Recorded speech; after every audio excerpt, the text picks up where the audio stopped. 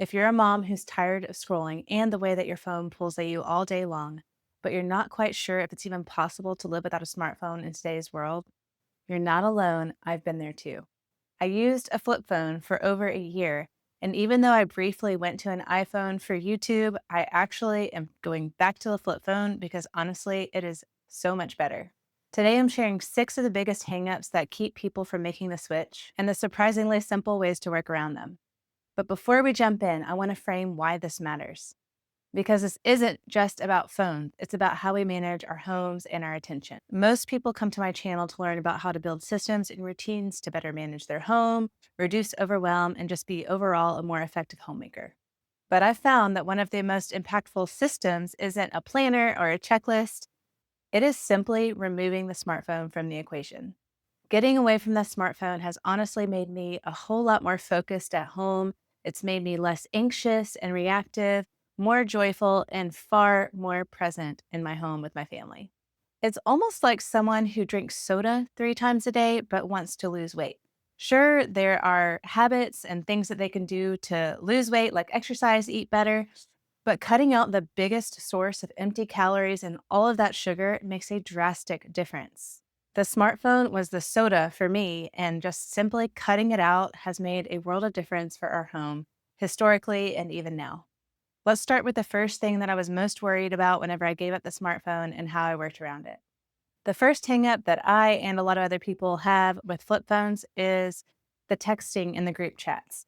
The fear is that there's going to be difficulty keeping up with group chats or keeping up with text messaging.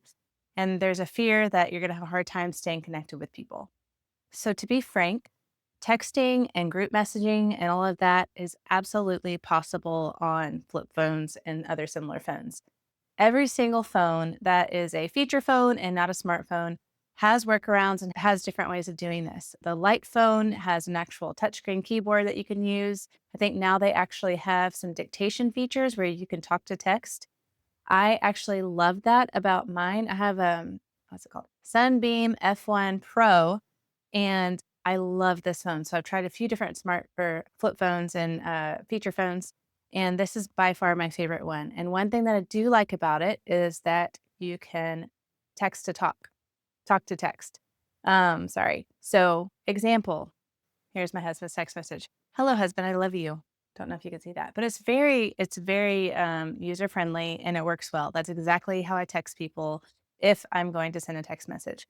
So that's absolutely not a problem. And group messaging, I have no issues with group messages. I'm not as active as I used to be in group messages, but I don't want to be, to be honest. So it's not a big deal.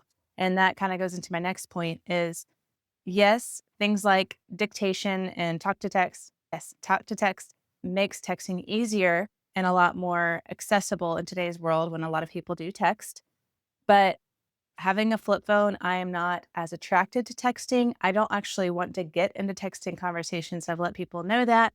I would much prefer to have a face to face conversation or talk on the phone. People who are close to me know that I have a flip phone and that I'm not going to engage in a lot of texting conversations. So to me, that's a benefit. My family and my friends are aware of what I use and they start to respect that. They know that I'm not going to be as engagey as a lot of people might be in texting, and they're okay with that. They also know that I love talking face to face or that they can always give me a call if they want to talk. Basically, it turns out most things aren't very urgent. People used to always get around and get through life without constantly being connected with other people and having to have immediate responses. I do not want my children to remember me as constantly looking at a screen, and that can be the temptation when there are pings and dings and lots of things pulling at you.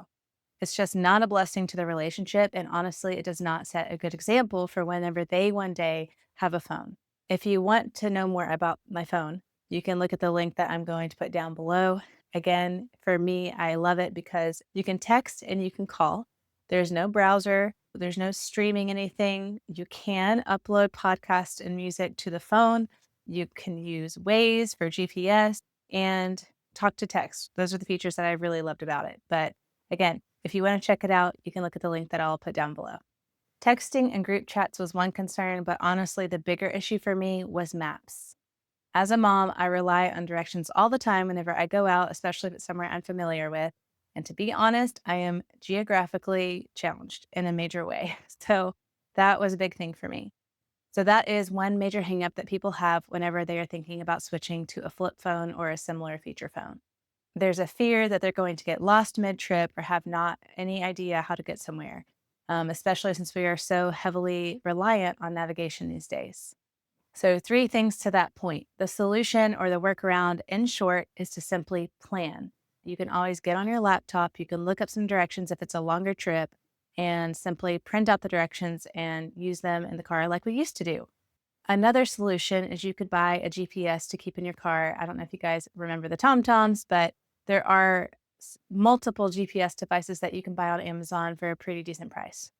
But the third point that I want to make, a lot of feature phones are designed to meet today's needs, including navigation. So when I was actually looking for a feature phone that fit my needs and what I wanted, I saw that it had Waze and I was so excited because Waze is my favorite above Google Maps and all of that. So if you are using Waze, it's not a problem. Fun fact, you can also set it up in your car. So here's my little stand or whatever that I use for navigation in my car. And it just snaps into place and you can use it just like anything else. Uh-oh. Okay.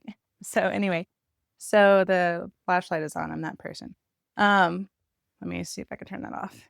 So anyway, all that to say, not an issue with this phone. Navigation, you don't even have to worry about that. The light phone and other phones also have navigation. They might not have Waze, but they do have a very simplified version of a GPS that can help you get to where you need to go no matter where you are. So no worries about getting lost mid-trip.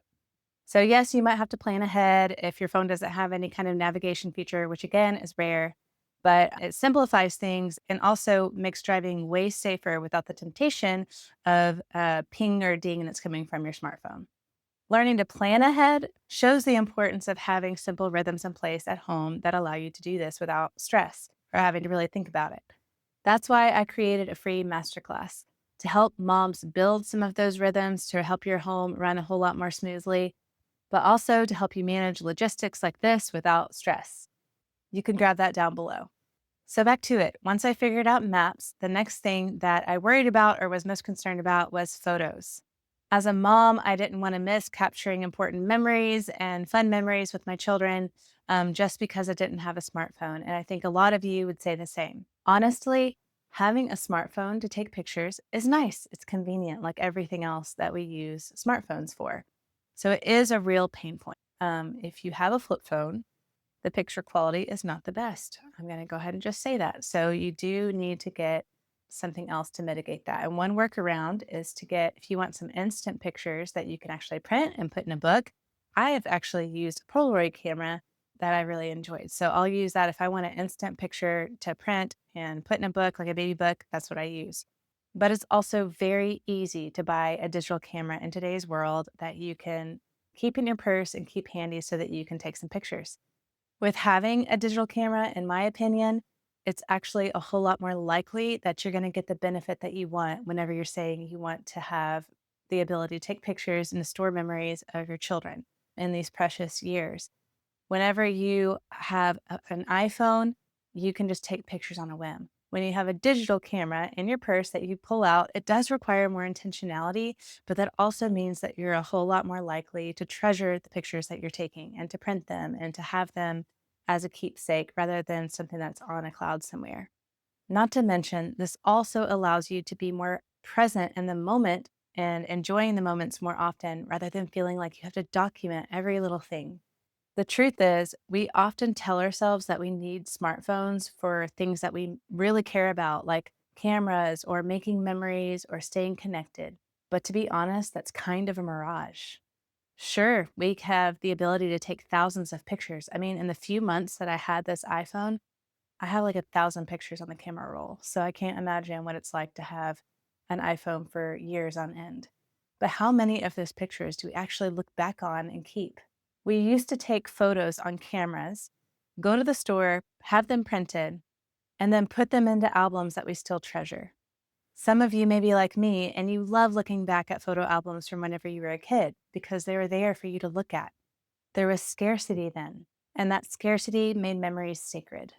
Now our camera rolls are overflowing, but our hearts are disconnected. It's the same with social media. We stay because we want to feel connected, and we're more connected than ever, but at such a superficial level, we're not actually connected in a meaningful way.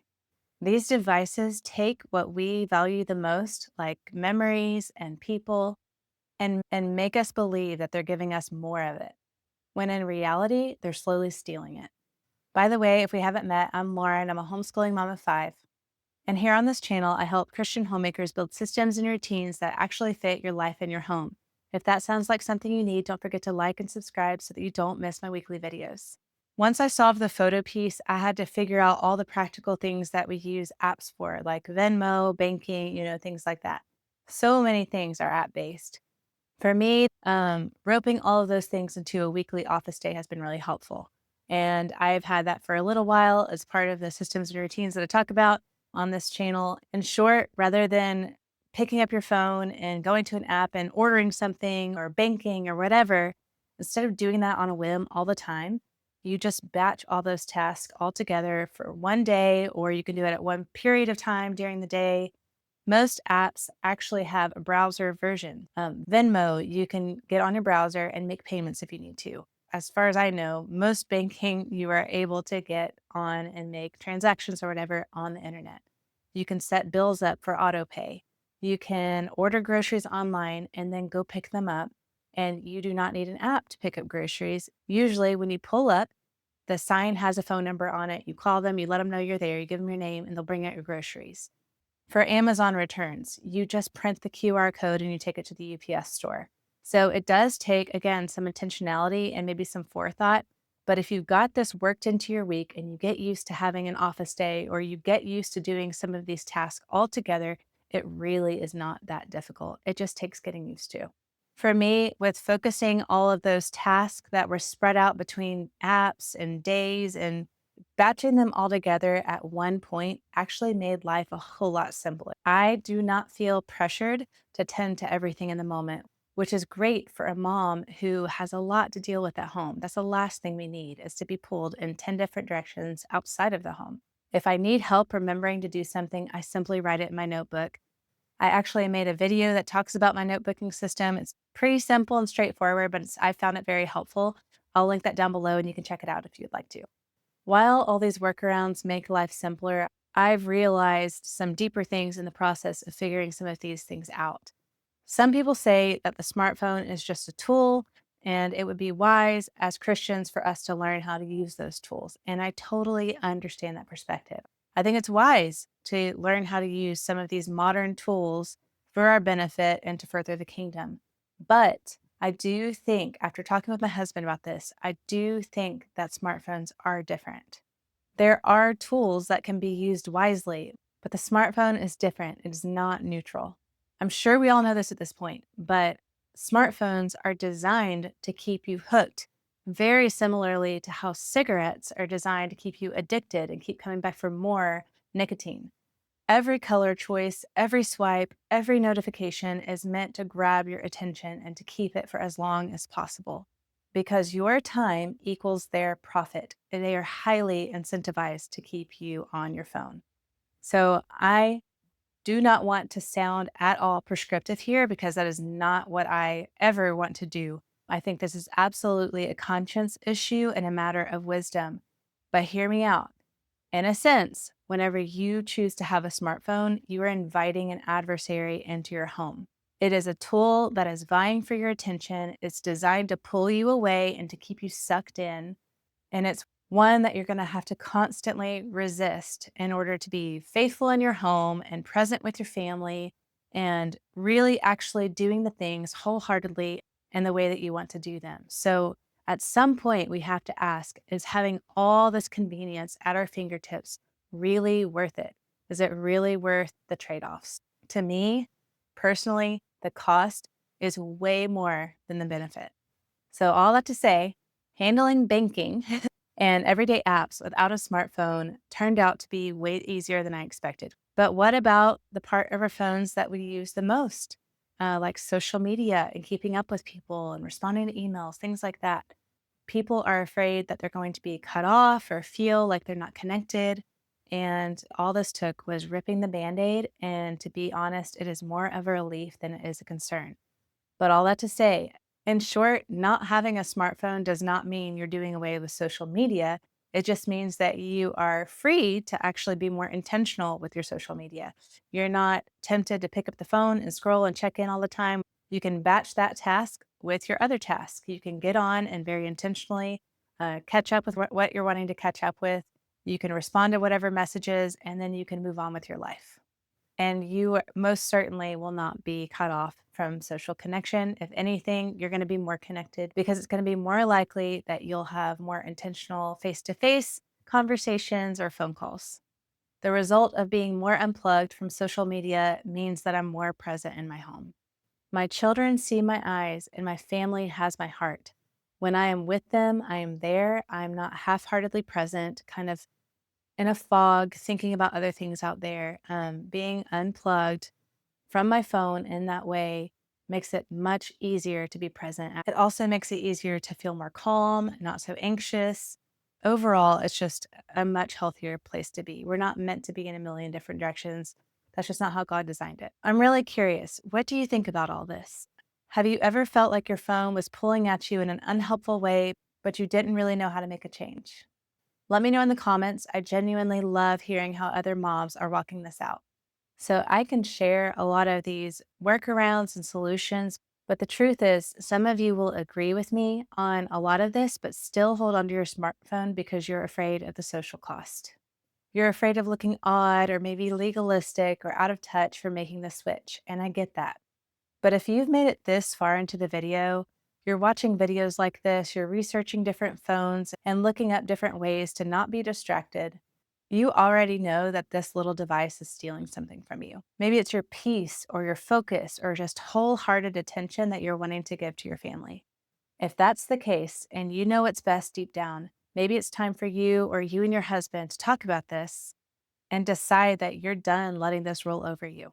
Let me inspire you to be the ones who step out and lead here and not continue to follow the crowds. You can set an example for those around you and show them that there is a better way. So if you're feeling the pull, sometimes you just have to take the leap and see what happens, even if it makes you look a little different. These are just some things to consider. Again, I do not want to be prescriptive. This is totally a conscience issue, but I am just trying to plead with moms out there. You really don't need a smartphone. So now that we've talked about connection, the last concern that many moms have is emergencies. Those situations where you feel like you might really need a smartphone. The truth is, you don't need a smartphone for that. Let me show you. Nine, wait, 911. A basic flip phone still calls and texts, and that is what matters most in an emergency. I keep a simple charger in the car, and that gives me complete peace of mind without all the distraction that comes from having a smartphone.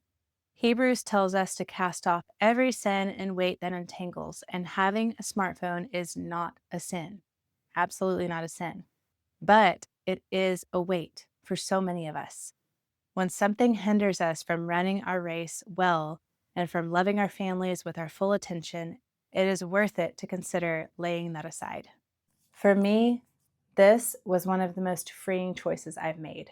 And just to go ahead and let you know, going from an iPhone or a smartphone to having a flip phone does take some adjustment. I lived with it for a year and I thought I was good. I had some great habits going into having an iPhone. I used a notebook.